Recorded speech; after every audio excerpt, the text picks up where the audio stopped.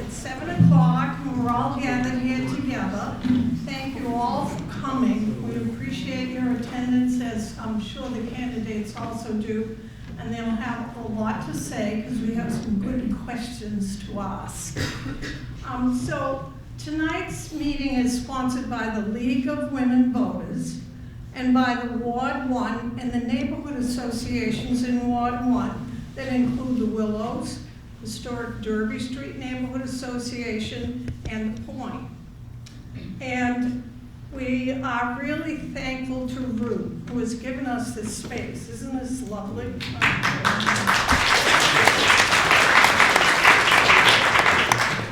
We're also thankful to SATV, who are filming us and open the microphone for me. So and we're also thankful to Chris Malmstrom, who's filming this and putting it on Facebook so the people who aren't able to attend get as much information as they can about our ward candidates. And so tonight we have with us Cindy Jerzik, who's our incumbent, and she's running again, so we're pleased to have Cindy. And we have Erin Tarowski, who's a new candidate running. So we have our two candidates. And we also have a moderator, Richard Curtis Hess, who will be here to help us with our candidates and answering the questions. So I will give it over to Richard. Sure. Thank you very much. You're welcome.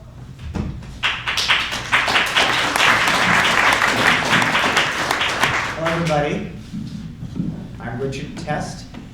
T-E-S-T is how you spell my last name. It's kind of an unfortunate last name given my profession, but that's okay. Welcome on this nice windy night. I spent a lot of time in Salem all year, but this year, this time of year is especially a lot of fun. So it's good to be here. I appreciate the opportunity given to me to do this by let's see, it's already been mentioned here, the Historic Derby Street Neighborhood Association, the Point Neighborhood Association, Willows Neighborhood Association, and the League of Women Voters. I've done this before, so thank you to all of you, and thank you all for taking the time to be here. It's going to be great. So first of all, everybody, please silence your phones if you haven't already. Silence or turn them off. And also hold your applause till the very end of the forum. There's going to be opening statements.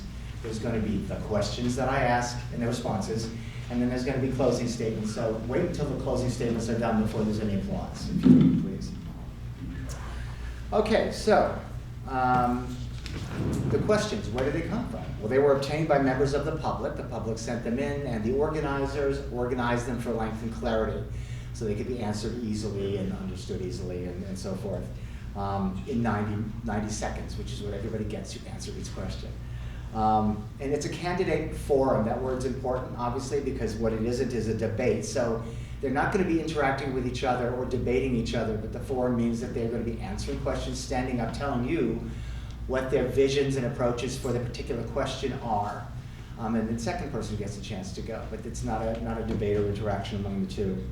Once again, I mentioned this before, there'll be 2-minute opening statements from each candidate, and then I'll ask the prepared questions. What we'll do is I believe that Cindy's going to go first in the opening question, and I will also ask Cindy to start the first question, but as I start asking the 11 questions, I'm going to rotate who answers first. That's just how we do this sort of thing. So Cindy will get the first question, and then Erin Tarowski will get the second question first. So not to confuse you, just to keep it fair. So for the first opening statement, Cindy Jersey-Lowe, the incumbent, will be making that first 2 minutes. And by the way, Stephanie, you'll need the timer, correct? Stephanie is our timer, so she has the seconds elapsed since, so the seconds left to go, as you can see in bright red, so that everybody remembers them. So. Good evening, my name is Cindy Jersey-Lowe, and I've had the honor of serving as your Ward 1 City Councilor for the past year and a half. I'm a lifelong resident of Salem, and I spent 33 years as a Salem police officer serving our community before retiring in 2018. After that, I helped found or start the Willows Neighborhood Association and served as its chair for 5 years before stepping down to take my role as counselor. In my time on the council, I've worked closely with residents to address issues big and small, whether it's sidewalk repairs, missing signs, tree concerns, or other quality of life matters. I've answered hundreds of emails, phone calls, and text messages. Ward 1 is unique and diverse, and I'm committed to being hands-on, responsive, and results-driven. It's been an honor to represent you, and I look forward to continuing to serve our community.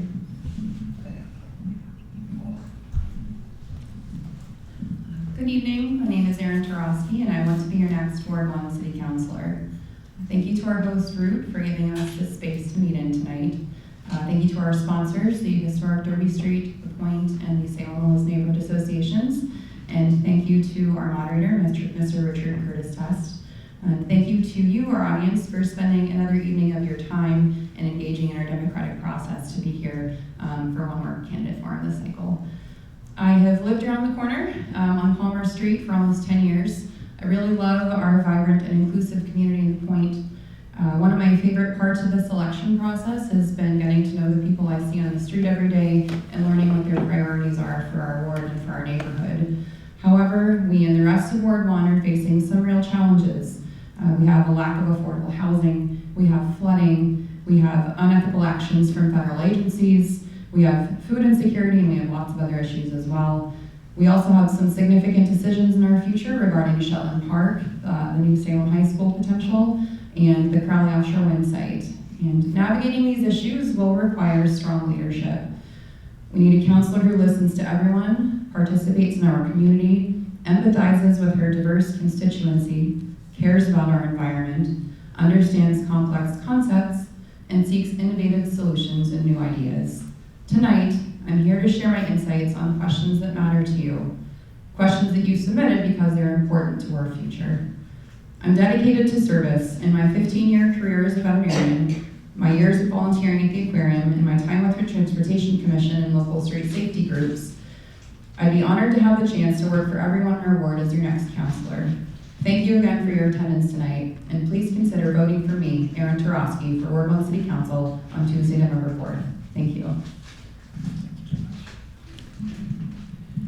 Okay, thank you both for your opening statements. So, it's ready to get into the questions. These questions are going to be, I'll remind you, they're 90 seconds for your response for each of you. I'm going to start with Cindy Gerselo to answer the first question. And what I'll do, as I said, is I will alternate these questions, who goes first. So the next question, Erin will get first. So let me read this. I'm going to also kind of preview for you when the question itself is two-pronged, so that you'll listen to know that there'll be two prongs to the answer and so forth. So here's question 1 for the Ward 1 candidates. This is about a vision, your vision for Ward 1 and ward-specific advocacy. So, prong 1, what are the 2 most important things you have heard from constituents in Ward 1 about the ward's unique needs? And how will you make sure citywide policies address the ward's unique needs? So I'll have that, Cindy, go over here. Thank you. Ward 1 unique. Ward 1 is very diverse. There's actually 3 sections: the Willows, the Derby Street neighborhood, and the Point neighborhood. I get a lot of complaints on parking. Parking is probably one of my biggest issues that I get complaints on. Recently, the city voted, the planning department and the city council voted on to take out the minimum parking requirements in multi-family units, and I was the only one who voted against it. I would be okay if they did 1 unit, 1 parking space. I tried to put that forward, but I was voted down. I think I get the parking, the new parking, resident parking. We just had a meeting on trying to work through that. There's a lot of issues with people trying to go online and register for their visitors pass. A lot of elderly people can't do the system. So we brought it to the council, and we've been working with the traffic and parking department and trying to reconfigure that.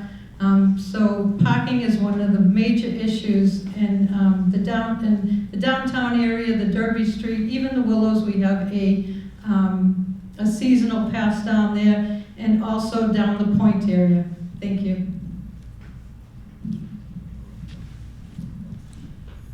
Two things that I have heard pretty repeatedly, one being making sure people have notice of our government proceedings and good communication from elected officials, and two being flooding. Every single neighborhood in this ward is subjected to flooding and climate change. As far as making sure our government is communicating well with constituents, I think we need to have some kind of a centralized, either a town hall system where people can informally meet and have like open meetings, maybe combine ward councilors and have a coffee night or something, or a meeting here, or at Espacio, or at the Winter Island Function Hall, just to make sure that we're keeping our constituents up to date and making sure that information is being spread. Because if you put something on Facebook, or if you put something on Instagram, or if you put something in, you know, a newspaper somewhere, it's still not going to reach anybody. So we need to try to make sure we're getting to everybody, making our communications bilingual so that people who don't speak English can still have access to that information, and also posting physical notices as well where we can, like on community bulletin boards. And as far as flooding goes, I am a staunch steward for our oceans. My basement floods every time it feels like it rains. So this affects me directly. I've been endorsed by the Environmental League of Massachusetts, and also some other organizations that support my climate championship. Really important to me to have a sustainable neighborhood, and I look forward to making that a cause that we can all benefit from, because like I said, it affects me, it affects all of us, and I want to make sure I can advocate for that for all. Okay, thanks both of you. The next question, it comes under the heading of balancing the impact of tourism. What are your views on how to manage tourism to the benefit of residents and local businesses? Are there specific policies or initiatives you support that would help share any economic gains of tourism with those who live here year-round? So this question will be Erin's first. How fitting in October. So I think something, and I mentioned this in a previous forum as well, we have a lot of concentration of our visitors in the downtown core, around the Samantha statue, around a lot of the businesses on the Essex Walkway. I think continuing to encourage tourists to visit other places, patronize other areas and other businesses, Pickering Wharf, down Canal Street, sending people up Derby Street over toward the ferry, up toward the Willows. Just getting the crowds spread out will not only help relieve people's frustration that they're in a very crowded place, but also distribute the tourism revenue to many businesses in the city. And as far as specific policies go, I still think we need to be charging more for parking and encouraging people to use other modes of transportation to get here, which should help with congestion. We can give discounts to residents. We have the ability to do that through the app. We can even maybe extend that to people who need to be here for healthcare reasons or for business employment.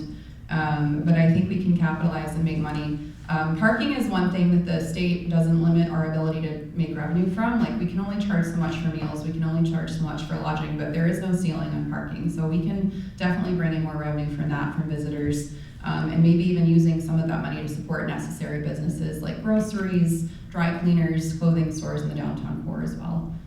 That's all, thank you. Thank you. One of our biggest problems is the tour guides. Everybody sees them downtown. You have to walk into the street to get around them. I've just introduced into our Ordinance License Legal Affairs Committee to look into raising the fees and the sizes of the tour groups. I couldn't even get into the back of City Hall the other night because they were blocking the doorway. We get a lot of complaints from the residents, especially the downtown area. I'm looking into revamping the tour guide ordinance. I think we can make more money. Actually, Salem makes about $70,000 a year for Halloween. And when people hear that, they can't believe that's all the money we make. With all the money that we have to give out for DPW, for cleaning up the streets, all the overtime, the police overtime, the fire department. During this last weekend, the storm, I had to beg to get sandbags and barriers put down the Willows and the low-lying areas because they were too busy with the Halloween stuff. I tried to raise the vendor fees through the Ordinance License and Legal Affair Committee, and I was voted down by my colleagues because they only pay $100 for up to 10 vendors. And those are the vendors you see on the common every weekend. They're making hand over fist of money, and we're paying for all the overtime in our departments. They are trying to move, oh, sorry, I'm all out of time. That's a big question. We need more time. Thank you. Thank you very much. Yes, that is a big question. Okay, next question. It's about affordable housing and developments, and I believe this is the question that involves this whole area that we're in right now. Prime Group is proposing 1,200 new housing units plus an additional hotel and retail shops at Shetland Park in the Point, one of the densest populated neighborhoods in the city. How would you work with developers and residents during the permitting process to increase the amount of truly affordable housing using Salem income guidelines? So Cindy, will hand this to you first. Thank you. Thank you. Since I started on the council, I've been meeting monthly with the prime representatives, myself and Councilor Cohen, which his ward butts, it's down here in Shetland. We've been talking to the representatives and how we can, would be the biggest development since the Great Salem Fire of 1914 that the city will see. But we have to do this project right. We've had countless meetings. They've come to the Point Neighborhood Association. They've come to the Derby Street Neighborhood Association. And I know that they want to build up to 11 stories, a 12-story hotel. And I just keep telling them it's too big. It's too big for this neighborhood. They know it will gentrify the neighborhood here. We'll lose a lot of good housing. But I think we can work with these developers. They're just trying to, I know they'll try to put in a 40R rezoning so they can put this project that they want in here. But I know if they seem like they want to work with the community. They did present to the council this summer. I hear a lot from people that it's too big, it'd be too congested for traffic. They are proposing some type of shuttle, that they would shuttle their people to the train stations. But with this such a dense area down here, there's only a few ways in and out, and it will cause a lot of traffic. Thank you. All right, so as I mentioned before, I live on Palmer Street, so the margin of this project is 100 yards from my door. I'm very interested in how this goes down. That said, we also have a lot of flooding, and we have a large developer who is ready to step in and take responsibility for flood mitigation and provide it for us so that in 20 years or 30 years, when we're faced with catastrophic sea levels, we don't have to go asking the city for $3 million for a seawall. We have that. We have the ability to advocate for that. We can make that happen. We can work with Prime. I think there are definitely some aspects of the current project that we need to revisit. It's rather large, but we need the housing. So I think that's a conversation we need to have. Part of the changes with the 40R as well would potentially allow us to have single room occupancy, which is a way to put people in buildings that are not super expensive. They have shared common facilities that contributes to affordability. Right now, when we're in the planning stages of this project, this is the best time we have to advocate for income restrictions on the units and make those as drastic as we can. I think right now they're talking about 20% and 80% at the AMI, and they're 20% at 60. But we need to advocate as strongly for affordable housing as we can. We can also make walkable jobs, which reduce people's cost of living. We can help access public transit with the electric shuttle that they're promising. So I think there are definitely some good aspects to this proposal, but we have the most leverage right now before things are actually shoveled in the ground, and we should advocate for things that benefit the neighborhood the most. Okay, thank you very much. This next question is about coastal resiliency. Coastal and street flooding, along with the erosion, continue to challenge Salem with every big storm. What ideas do you have to increase coastal resiliency? And we'll hand it to Aaron first. All right, segueing right off of Shetland Park, we have Shetland Park again. Because right now we're sitting in a giant underutilized asphalt parking lot that leaches chemicals into the water, serves as a heat island for the point, contributes to runoff problems, and doesn't provide us any stormwater flood mitigation. So if we can replace some of the unused asphalt with greenscaping, native landscaping, a living shoreline, add some cisterns to help with water retention and stormwater management, that will greatly contribute to the resiliency of this area and prevent residents from being displaced by floodwater in a few decades. I would like to see better use of our public transit resources so that people can rely on things other than fuel-powered vehicles to get around and reduce our carbon footprint. We do have a lot of pavement in the point especially, and it just gets so hot in the summer. We have people that take advantage of cooling centers, and it does become a real public health emergency. So I think anything we can do to try to address the heat, the climate change, and make it more livable for people to stay here will really help to protect our neighborhood. We also need to continue advocating for improved resiliency in other neighborhoods as well, the Derby Street neighborhood and the Willows, and we need to advocate for the return of funding or a budget adjustment for our offshore wind project, because making sure that gets off the ground is really important to keeping our energy supply green in the future. And I do think that's a very important project, both economically and environmentally for our ward. Coastal resilience, I've learned a lot about this. Over the past 7 years, I've worked closely with the city departments, the engineer department, our sustainability department, and the Willows Neighborhood Association. We were just awarded $1.4 million from the state to rebuild our Columbus Ave seawall, which I'm so proud of because our neighborhood group has worked tirelessly for the past 7 years on this project. We meet monthly, the Flood Advisory Committee, and we also, from the state, we got $290,000 for the Beach Ave seawall design. It was my second week on the job as a counselor, and the beach wall gave way at Juniper Beach. So we've been working with the city engineer. We meet monthly with that group, and I'm so proud of the group that that persevered. We actually met with Senator Lovely, Representative Cruz throughout the last 7 years. And also the city did a study on all the seawalls in Ward 1, from Cushioshko Street all the way down to Restaurant Row, and to see that the damage that the storms have done. We've done a lot of flood mitigation throughout the neighborhoods. I have a lot to talk about this. It's one of my favorite topics, but I don't have much time. But we just had a meeting a few weeks ago with the city about the flood mitigation and what we can do to stop the flooding. Thank you.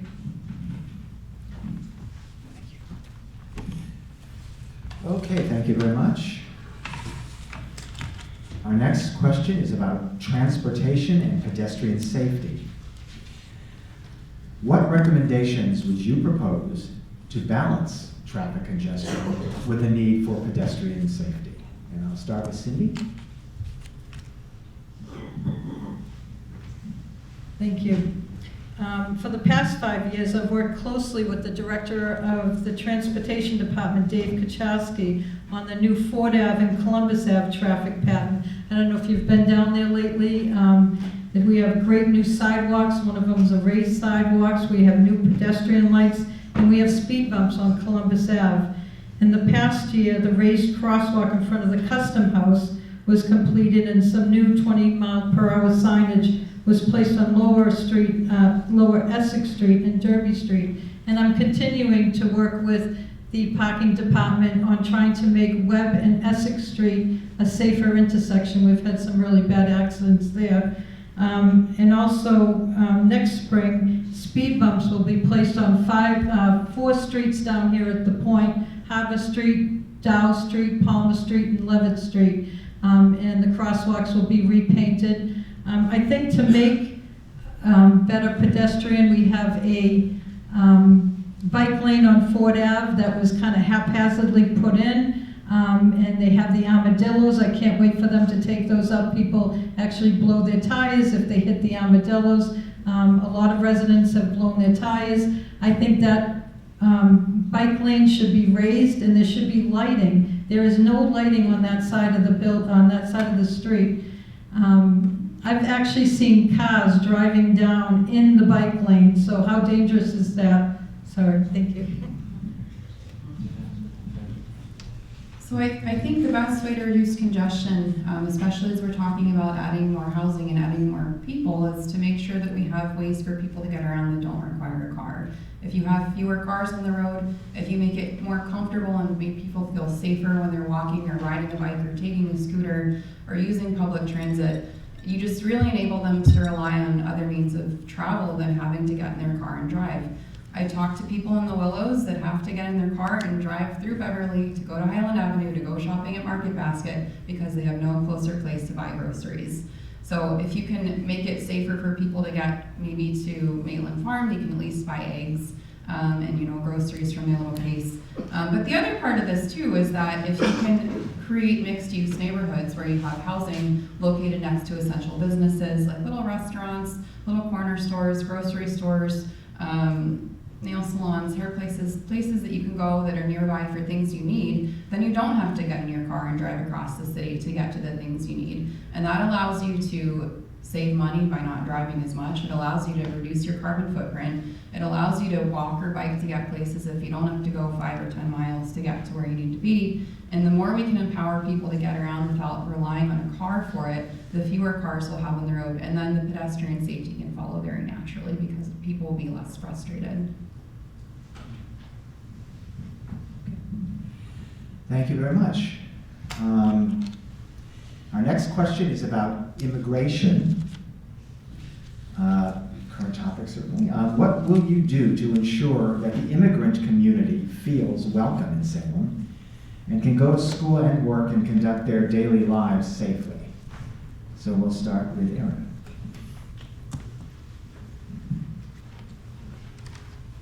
So we have a tool called the Neighborhood Traffic Calming Program that allows people to give feedback on their local neighborhood by going to a website. And we've had really good success with people using this because they can do it from the safety of their home. And this may not seem like it's related, but it is because it's an example of something that we give people that they can do and participate in the city proceedings and feel safe at home. They don't have to go to a shared facility where they may be targeted by federal agents. You can access it in multiple languages. You can do it at your convenience if you're working in a lot of multiple jobs or if you've got a family to support. So I think leaning heavily on the electronic world to provide places where people can go without having to be exposed to things that might harm them is a good step. To make them feel welcome, I talk to people on the street all the time. I'm learning Spanish. It gets a little better every day. Poquito. And I just trying to remember that we're all here. For the most part, people are here because they want to contribute to the community and they want to be good. And when we try to root out people just because they haven't gone through the right paperwork process, but they've been making positive contributions to our community, I think it's really important to value that. And we also need to make sure that they're being treated fairly at work, not being victimized by wage theft, and being given access to public services in ways that they, like language accessible ways as well. Thank you.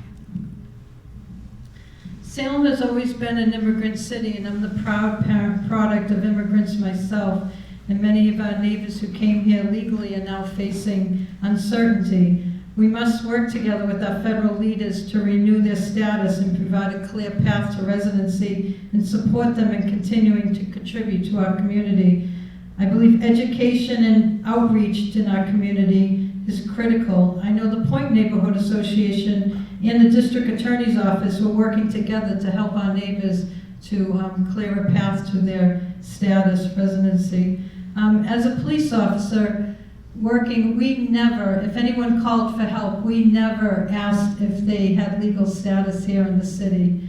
I was very proud of that, and I know when they were trying to do the sanctuary city, that was one of the reasons I was against it, because they made the police sound like we actually were targeting people. We've never, ever targeted anyone that called the police for help. So I'm very proud to say I was a police officer in Salem, and I'm proud of our department. If there's a violent criminal in the city, I know our police department knows about them. So I'm proud of the city, and any help we can do to help these citizens stay legally and continue to contribute to our city, I'm all for it. Thank you.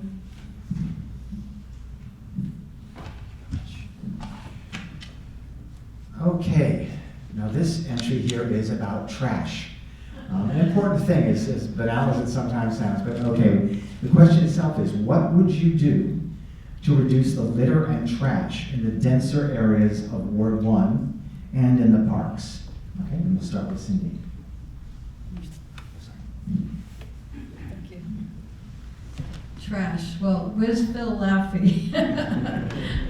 My friend Phil Laffey, he runs the Willows Neighborhood Association. He's always in the Willows Park, and also Mr. Kessler here, he picks up the trash, and we need more trash barrels in our parks. The new thinking of the park department is carry in and carry out, but that's not how it works. Our neighbors, there's a young couple in our neighborhood that goes every Tuesday evening and walks through Salem Willows Park with their dogs and picks up trash. I've been to countless community cleanups where we go around and pick up trash. I think that we need to do better at putting out barrels that actually animals can't get into. We do have a couple people down in the Willows Park. They work on weekends. His name is Ramon, if anybody knows him. He does a tremendous job on the weekends picking up the trash in all the different park areas. I think the city needs to do a better job. Also, they need to do a better job picking up our weekly trash. We have a lot of problems with that. They miss different streets. I've actually had to wave the trash trucks down to make sure they hit certain streets in our ward. I think I hate litter bugs. That's one of my biggest pet peeve. We do have a couple residents that walk throughout with a can of trash. I'm picking up trash, and I appreciate anybody that does that. Thank you. This is a problem everywhere, especially with as close as we are to the water. It just breaks my heart to see all the plastic going into the water. As somebody who really is connected with the ocean. It kind of bothers me a little bit when our water fountains aren't turned on, because if you can't carry around the water bottle with you and fill it up at a filling station, you're going to be more tempted to buy a single-use plastic bottle. Maybe you got to a garbage can, and like it is now, everything's full because our city can't keep up with the intense tourism that we've got shoving our garbage cans full of garbage. So providing places where people can access water, really reevaluating single-use packaging, trying to use green materials where possible. I think we passed a ban on styrofoam clamshells a few years back, and I think that was a really good start. Looking at more reusable bags and not just single-use plastic bags, making sure that businesses are complying with that, because I know there are still some that hand out single-use plastic bags that we see in the street. But really it comes down to giving people ownership over their community. I've also participated in many of the neighborhood cleanups. I think it's very therapeutic to go and pick up micro trash, little bottle caps and little bits of glass. But it's the broken windows theory. If you have garbage on the ground, it's going to make people feel like they're more empowered to litter. So if you start with a clean slate, really work hard, really encourage your neighbors to keep our neighborhoods clean, then maybe it'll just reduce the temptation for people to litter. Maybe walk a little bit further to get to that garbage can if they can see it with their water bottle in hand. Okay, thank you both. Now we'll move on to the issue of the new high school. The city, and by the way, this, just warning, it's a two-part question, so listen carefully. The city is looking at a potential debt exclusion override for a temporary tax increase to fund a new Salem high school. What points would you make to your constituents for or against? Do you have any ideas for an equitable distribution of the potential tax increase across all sectors to fund the new high school? Good question. And we'll start first with Erin. Thank you. This has come up in forums before. I've always been very supportive of raising money for a new high school and going through with the debt exclusion. I think this is an important project for the future of our children. The current high school is costing us a lot of money to maintain. We pay $800,000 a year. It's a quarter of the city's energy bill for both electricity and natural gas to keep the lights on, basically. And it's a huge energy hog, is literally the word that Dr. Zreik used when he talked to the Point Neighborhood Association back in September. So it's fiscally responsible. It's going to cost us about $450 million. We're going to get about half of that back as reimbursement from the Mass School Building Authority. The current building we have is not up to code, so if we don't fix it, we run the risk of losing our accreditation, and then we won't have a high school to graduate students from at all. That project was going to cost about $350 million. So if we don't do it, if we don't do the new high school, then we're stuck with the old high school that still needs $350 million worth of upgrades. Those are the points I usually stress to people. They usually find them quite compelling. As far as distributing the taxes, this is a project that benefits our whole community, so I think it's important that we all buy into it. I don't have kids yet, but you know what? I went to public school and I got a very good education. I helped teach in the CTE program at Essex Tech at the vet clinic there, and I think that's a really important asset for our community, and I do support it wholeheartedly.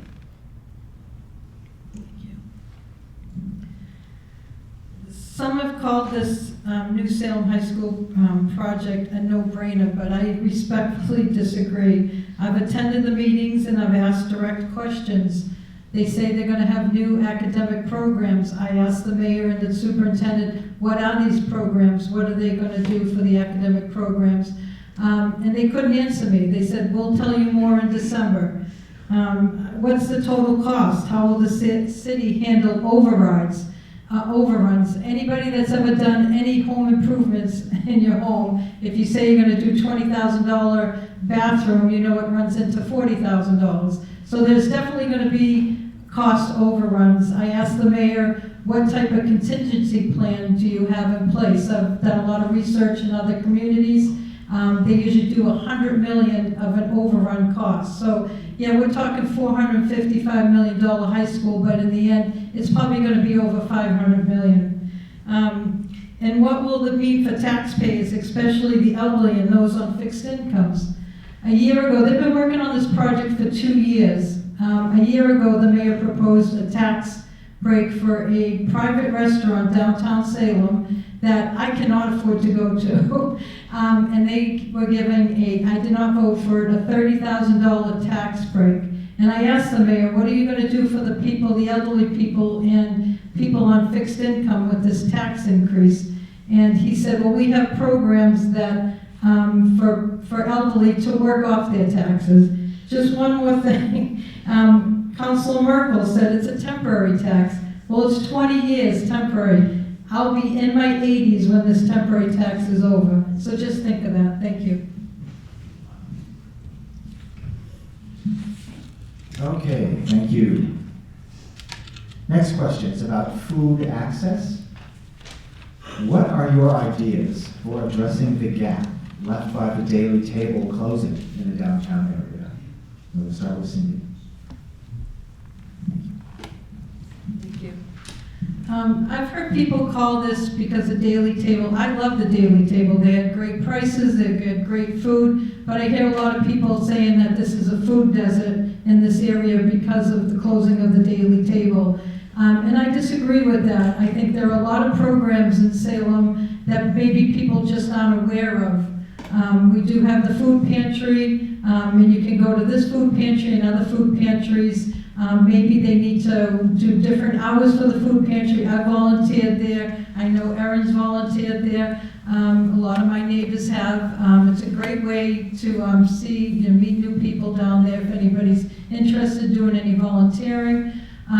They have a lot of different programs. The SNAP program, they do, I know Wally's done at the Thursdays at the market. They do benefits. People can go and get fresh vegetables all summer long in the market on Thursday. One of my ideas was, I think they just need to educate the public more where you can actually get these benefits.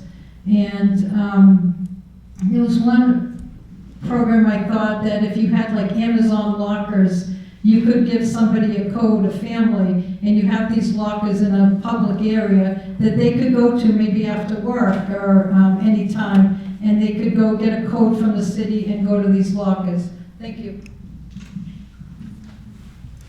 So as a commuter, my easiest grocery store is the Star Market at North Station, and that's the one where I get most of my food from. And if I didn't have that, I probably wouldn't be able to have my job. We absolutely have a lack of fresh food in the Point. The daily table leaving was a sudden and horrible loss to our neighborhood. And I just walked by there the other day, and it's now apparently a Taekwondo studio.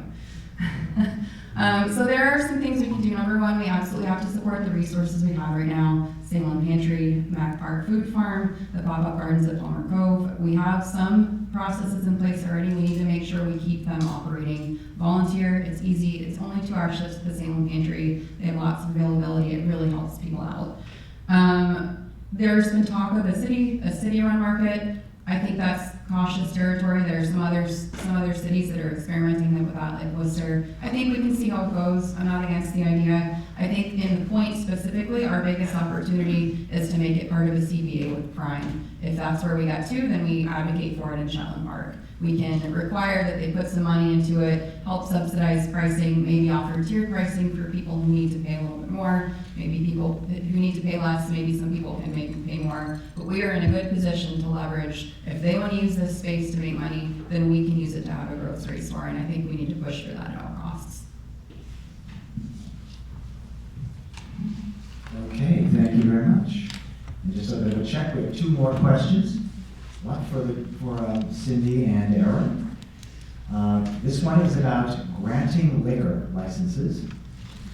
What are your views on granting liquor licenses when the nearby residents are opposed to it? And we'll start with Aaron. So it's definitely a touchy subject. I live in a B1 rather, and there's a market below me that sells alcohol. I understand that bringing liquor into an area where it hasn't been before tends to really change the character of the neighborhood. I also understand that we have elected and appointed bodies who have been entrusted with these decisions, and it's their job to make those decisions for us. Granted, we can show up, we can voice our concerns. Everybody has different feelings about where these things go in. I'm sure the people who live in the Willows have very strong feelings about what happens in the Willows, but you also have feelings about what happens here in Shetland Park. So I think it's fair to say that if you're allowed to have feelings about what goes on in other neighborhoods, then people are also allowed to have input to what happens in your neighborhood. It's a two-way street. I also think that if it's something that's going to be in your backyard and change the way you've been living for 30 years, then you need to be given very serious consideration if that's something that's going to affect your life. And I realize that.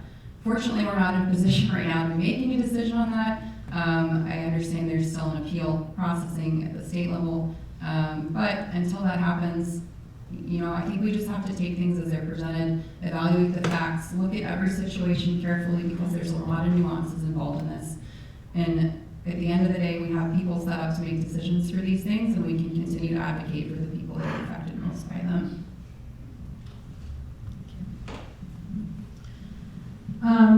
Probably a lot of you know, I stood strongly with the residents down in the Willows to advocate with them to go against the liquor license down in the Willows. We call it the Line. It's the strip of restaurants. In the whole history, it's been over 100 years, there's never been any alcohol down there. We had a lot of good meetings with the residents, with the city, and the licensing board actually voted it down, but like Dr. Tarowski said, that it's in appeal right now with the ABC board. And I also stood strongly with the residents on Derby Street that were opposed to Maitland Farm getting a liquor license. There was a lot of concerns there, and it's quality of life issues. When you live next to a bar, yeah, it's great to have a nice restaurant with some alcohol, but when the patrons are leaving at midnight and you hear them outside, the music's loud, I get a lot of complaints still from the old Witch's Brew and Mercy when the music starts up. Some of these people actually bought condos before Maitland Farm got a liquor license, and they paid very expensive, close to $1 million for their condos. and they didn't expect to be living next to a bar and loud music. So it's just like the Willows. And no, I think the city has to listen more to the residents and what the residents want. Thank you.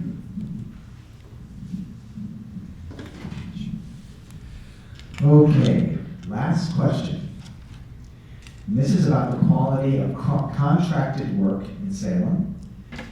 What would you do if a city contractor is not upholding the terms of the contract or is not abiding by Commonwealth ADA requirements? And we'll start with Cindy. Thank you. I give a lot of this, right now I'm dealing with Hawthorne Boulevard for the new St. Mary's School, the construction there. They keep ripping up the roadway and they patch it, and with storms and rain, it keeps getting washed away. And I'm constantly calling the construction company to fill the patch. I think that the city, I've heard from other contractors that in different cities like Boston, that the contractors are held accountable, that if they rip up the street, they actually have to pay from side to side. And I think that would be a great thing, that maybe that we'd have to, it would be up to the engineering department to actually go out to the sites and actually check the work, which I don't think they're doing their diligent job. I don't think they're doing it right.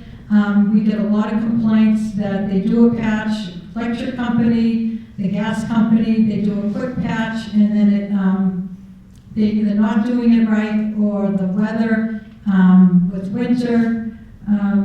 We need to make the contractors held accountable. Maybe they should give a deposit, and they get the deposit back once the city, the engineering company goes out and they check it to make sure the project is done right.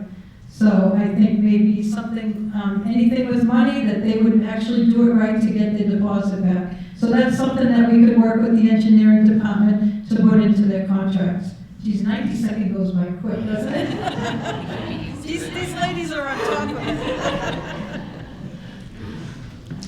So depending on the project, I think there's some things that need to be evaluated on a case-by-case basis with this.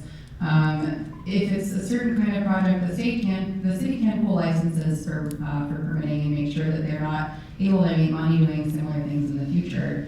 The nuclear option is to file a lawsuit. If it's something that's really an ADA violation, I think there's a way to bring that up to the state, because it does become an equity issue at that point. And I think we're talking about things like, sidewalk access, or not repairing sidewalks after they're removed for utility repairs. The thing that comes to mind for me is when we had the fishing boat that spilled all the pokies on the shore a couple years ago, and we had to pressure that company to clean up their mess. And it's embarrassing that it took that long to get them to clean up the mess that they made while they were making money fishing our waters off of our shores. So continuing to hold these companies accountable and making sure that if they're coming here to profit off of our land and profit off of our public utilities, that we're making sure they're doing it in a way that respects the rights and needs of the people that are affected by their projects. And when it comes to accessibility issues, I think there's no excuse for that, because people that require ADA access are already at a disadvantage. Their life is already harder, and we should be doing everything we can to protect access in those cases. Well, thank you very much, and that's it for the questions. So what we're going to do now is we're going to hear the closing statements from each candidate. You're each going to have 1 minute. 90 seconds is a short time. Let me tell you, I can't say anything in 1 minute. But anyway, you each have 1 minute for your closing remarks. I believe Aaron is going first on closing, and then Cindy. So why don't you start closing remarks? All right, again, thank you so much to everybody for coming tonight. I'm really happy that this forum was held in Shetland Park, because I know one of the biggest things I hear from neighbors is that there's a lot of people in this neighborhood that feel like the government isn't listening to them, or they can't get involved in it. So I think having this meeting in a place where it's accessible for a large number of people don't all need to drive here, there's people that can get here, it's also a little bit later at night so people have time to get home from work. I think that was really important, and I commend the organizers for making sure it happened here in this beautiful space, and thank you, Drew, for hosting us as well. I want to make sure that I am here for people who need representation in our government. I walk these streets, I talk to people, I learn your names. I I hang out with you on the weekends, and I'm just here to make sure that if you need to get in touch with somebody to be your liaison to the city, I'm happy to be that person. I'm really looking forward to getting to know more of you as this process continues. And at the end of the day, I want to ask for your vote and your trust on November 4th. Thank you so much. Serving this community has been an honor, and I remain committed to being a responsive, hands-on representative who listens and takes action. I'm deeply connected to our neighborhoods, and I will continue working every day to make our city safer, stronger, and more welcoming for everyone. These last 2 years, almost 2 years, I've learned so much. I feel like I'm in an adult education class every day, going to the meetings, and I've met so many wonderful people, and gotten involved in a lot of different committees, and I think everybody should be more involved. This is a wonderful turnout, and I want to thank everybody for coming out. I know taking time away from your busy schedules, but this is a great showing for Ward 1. Ward 1 has always been a great, big voters. So, and Ward 2 is number, I think, second on the list. So everybody get your friends and neighbors out, because we want to show Ward 2 that we're the best ward in the city. Thank you, everybody.